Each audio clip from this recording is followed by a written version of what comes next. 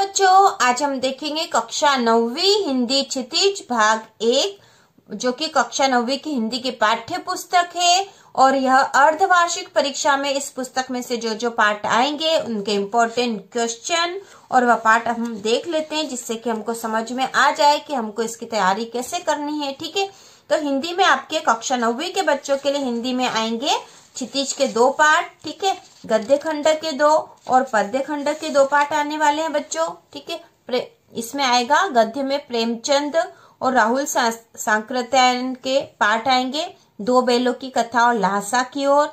ठीक है, तो हम ये दोनों देख लेते हैं, इनके इम्पोर्टेंट क्वेश्चन भी देख लेते हैं। उसी प्रकार काव्य खंड से आएगा कबीर और ललध्यत। कबीर के इसमें से आएंगे साख्या एवं शबद और ललध्यत से आएगा वाक, और इसके साथ आएगा ब्रिज कोर्स। तो जो प्रेमचंद वाला पाठ है, 2 बैलों की कथा हम पढ़ चुके थे, ये पाठ हम पढ़ चुके थे। इस पाठ में 2 बैल होते हैं, हीरा और मोती। तो बैलों के नाम होते हैं हीरा और मोती।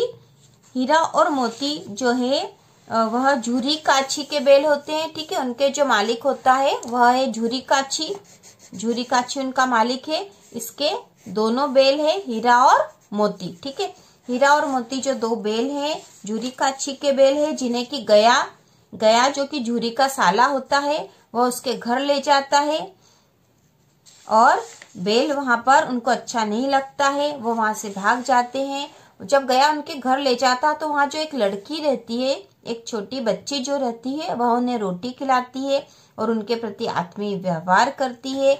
और किस प्रकार वह वहां से भाग जाते हैं, किस प्रकार उनकी नीलामी होती है और कांजी हाउस में उनको बंद कर दिया जाता है। और वहां से भागकर वो वापस बड़ी मुश्किल से झूरी काछी के पास वापस पहुंच जाते हैं। यही पूरी कहानी थी बच्चों, जो कि हमने पहले पढ़ ली है। अब इसके इम्पोर्टेंट जो क्वेश्चन है, कांजी हाउस में कैद पशुओं की हाजिरी क्यों ली जाती होगी।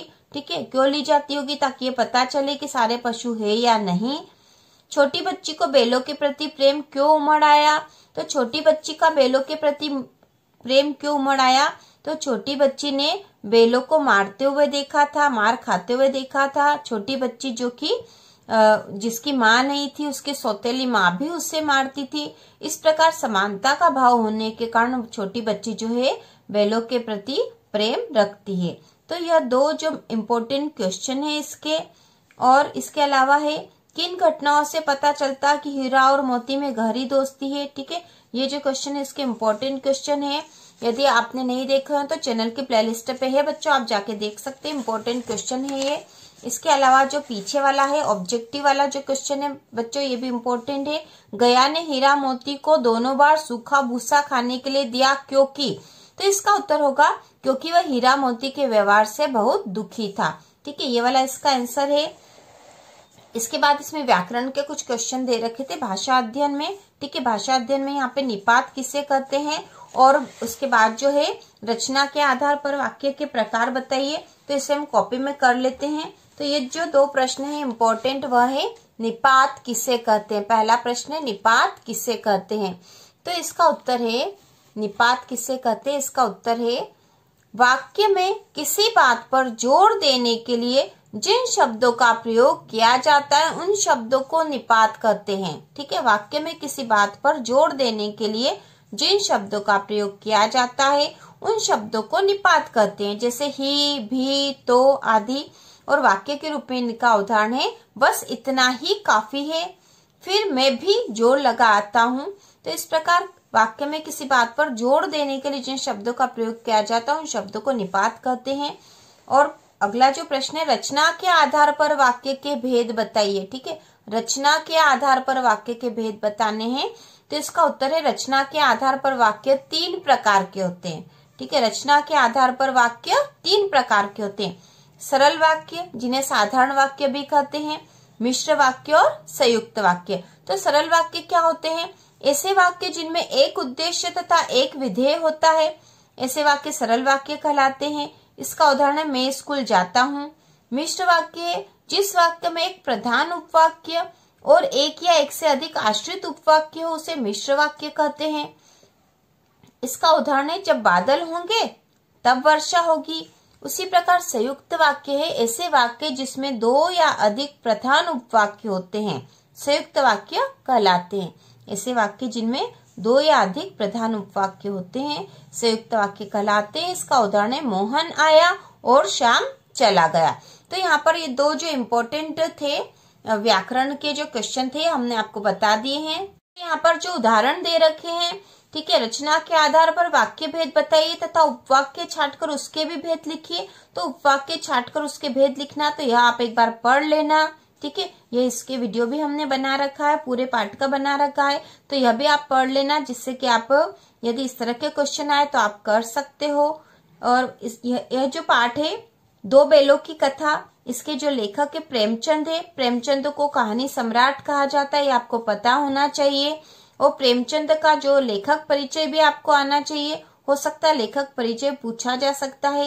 यदि लेखक परिचय आपने नहीं देखा तो लेखक परिचय का भी प्लेलिस्ट बनी हुई है बच्चों, आप देख सकते हो। प्रेमचंद का लेखक परिचय बहुत सरल तरीके से हमने बता रखा और ऐसा है जिससे कि आपको पूरे नंबर प्राप्त हो। अब अगला जो पाठ है, इसमें अगला पाठ है राहुल सांकृत्यायन का ल्हासा की ओर, ठीक है। ल्हासा की ओर पाठ जो आपके कोर्स में है और इसमें जो इम्पोर्टेंट जो क्वेश्चन है इम्पोर्टेंट, ठीक है। उस समय के तिब्बत में हथियार का कानून न रहने के कारण यात्रियों को किस प्रकार का भय बना रहता था, ये इम्पोर्टेंट क्वेश्चन है। लेखक लंकोर के मार्ग में अपने साथियों से किस कारण से पिछड़ गया, ठीक है, यह भी है। और अपनी यात्रा के दौरान लेखक को किन कठिनाइयों का सामना करना पड़ा, ठीक है।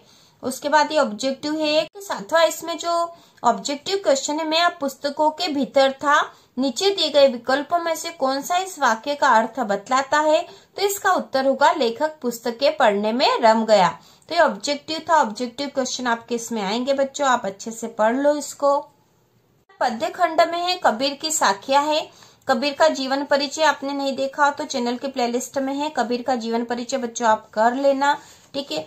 और साखिया और सबद के क्वेश्चन में मानसरोवर से कवि का क्या आशय है, कवि ने सच्चे प्रेमी की क्या कसौटी बताई है, ये दोनों इम्पोर्टेंट है।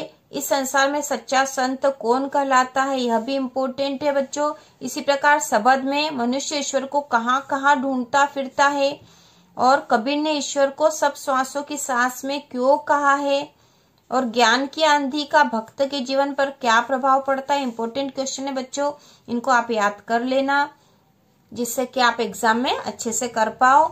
और इसी प्रकार जो अगला जो पाठ है इसमें ललध्यत का है। अगला जो पाठ है इसके कवि जो है ललध्यत है। और इसमें जो इम्पोर्टेंट क्वेश्चन हम देख लेते हैं, इसमें जो इम्पोर्टेंट क्वेश्चन है, रस्सी यहाँ किसके लिए प्रयुक्त हुआ है, वह कैसी है, और कवयित्री का घर जाने की चाह से क्या तात्पर्य है, ये दो क्वेश्चन जो है इम्पोर्टेंट है। और ज्ञानी से कवयित्री का क्या अभिप्राय यह है, और बंद द्वार की साकल खोलने के लिए ललध्यत ने क्या उपाय बताया। तो इस पाठ में 4 क्वेश्चन है जो इम्पोर्टेंट है, इनको आप याद कर लेना बच्चों, चैनल की प्लेलिस्ट में इनके सारे के उत्तर हैं।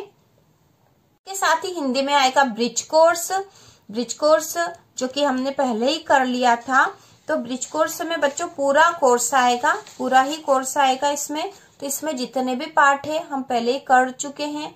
तो इसमें यदि इम्पोर्टेंट देखे जाए, इम्पोर्टेंट पार्ट देखे जाए तो इसमें सूरज का ब्याह, यह पार्ट इम्पोर्टेंट है। इसके कवि का नाम, ठीक है, रामधारी सिंह दिनकर का लिखा हुआ पाठ है यह।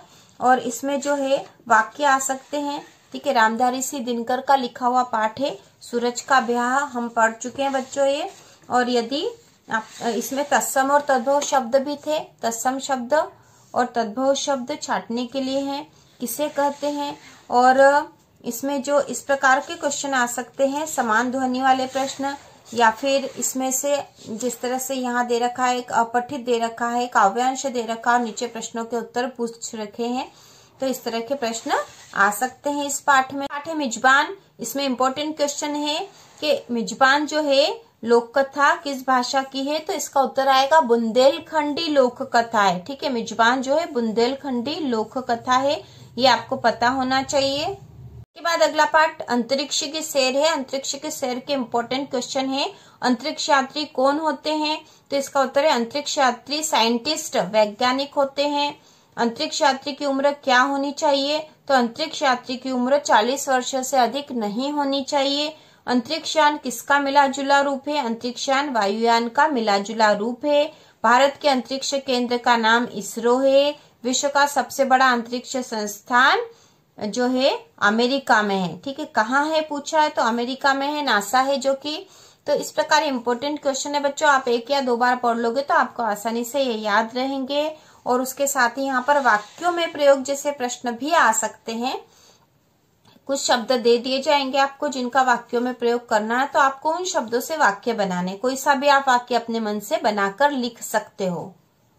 जो अगला पाठ है, अब्राहम लिंकन का पत्र अपने पुत्र के शिक्षक का नाम, वह जो पाठ है उसमें से यहाँ पर जो प्रश्न था, अपने मित्र को जन्मदिन की बधाई देते हुए पत्र लिखिए, तो इस तरह का प्रश्न आ सकता पत्र लिखिए वाला। ठीक है, जैसे मित्र को जन्मदिन की बधाई पत्र लिखिए, या मित्र का प्रथम श्रेणी में उत्तीर्ण हो जाने पर बधाई पत्र लिखिए, तो इस प्रकार के पत्र आ सकते हैं।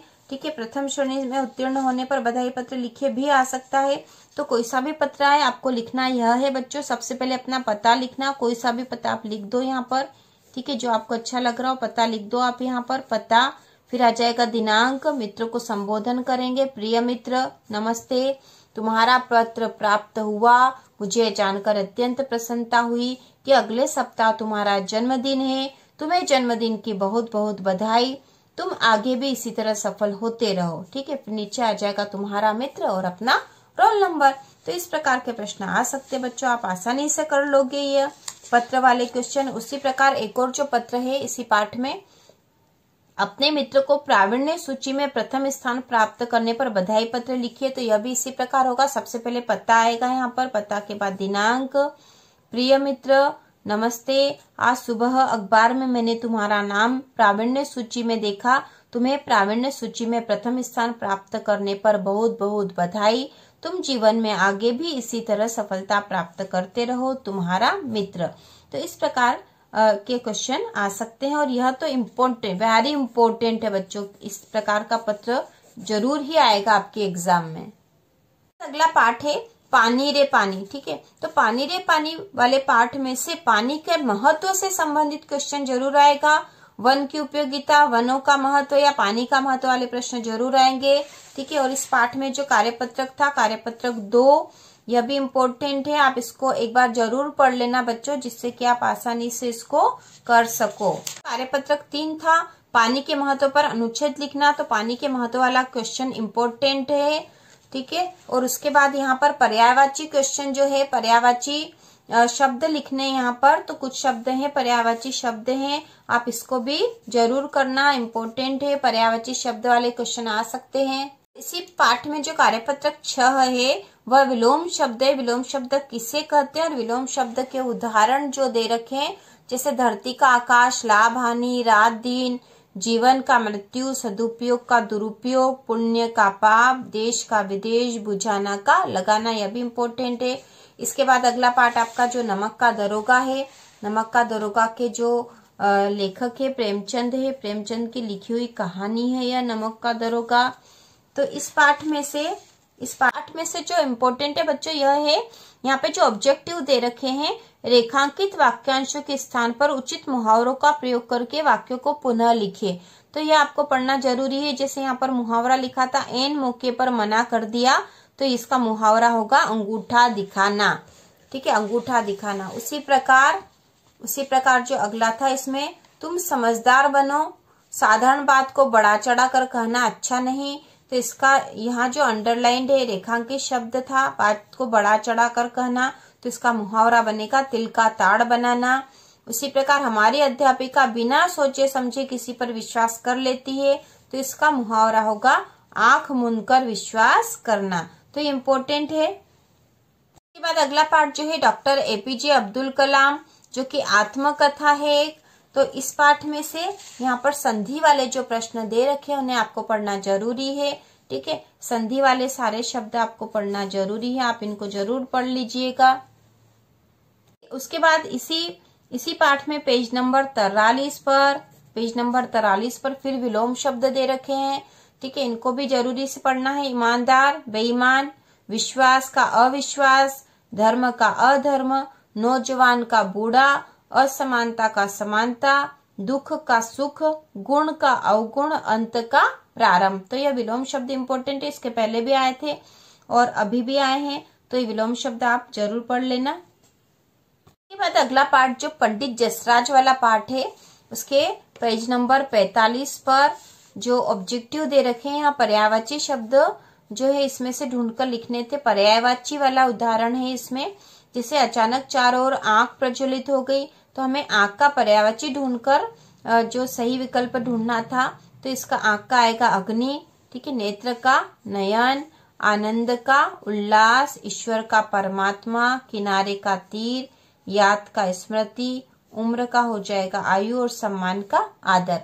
तो इस प्रकार पर्यायवाची शब्द पहले भी आए थे और फिर आ गए, तो पर्यायवाची शब्द इम्पोर्टेंट। अगला जो पाठ है सतपुड़ा के घने जंगल, तो इसके जो कवि हैं भवानी प्रसाद मिश्र हैं इसके कवि। और इस पाठ में से जो इम्पोर्टेंट क्वेश्चन है, इस पाठ में से जो इम्पोर्टेंट क्वेश्चन है वह है पेड़ पौधे हमारे लिए किस प्रकार फायदेमंद है।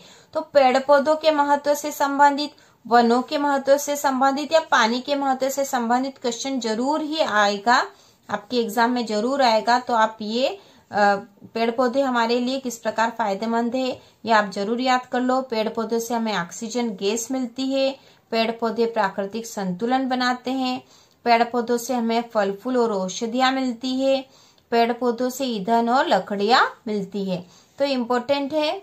और इसके साथ ही एक और क्वेश्चन बनता है कि हमें पर्यावरण को सुरक्षित रखने के लिए क्या क्या कदम उठाने चाहिए। ठीक है, पर्यावरण का, वनों का, पानी का या पेड़ पौधों से संबंधित क्वेश्चन जरूर आएगा आपके एग्जाम में। पार्ट 11 है जीवनी, हेलन केलर की जीवनी है यहाँ पर। और जीवनी में सबसे इम्पोर्टेंट क्वेश्चन यहाँ पर ये है विभक्ति और कारक चिन्ह वाला। ठीक है, तो इन शब्दों को देखकर ऑब्जेक्टिव में रिक्त स्थान में हमें भरना है। सही परसर्ग भरकर वाक्यों को पूरा करें। तो यहाँ पे है हेलन केलर परिस्थितियों से हार नहीं मानती थी। एनी ने हेलन को प्रशिक्षित किया।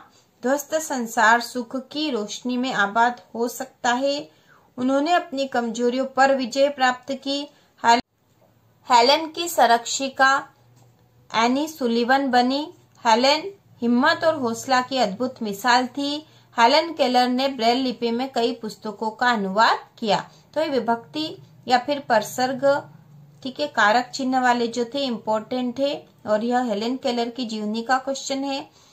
तो इस प्रकार इम्पोर्टेंट क्वेश्चन हमने बता दिए बच्चों, आप आसानी से याद कर लोगे। आप पत्र लिख सकते हो।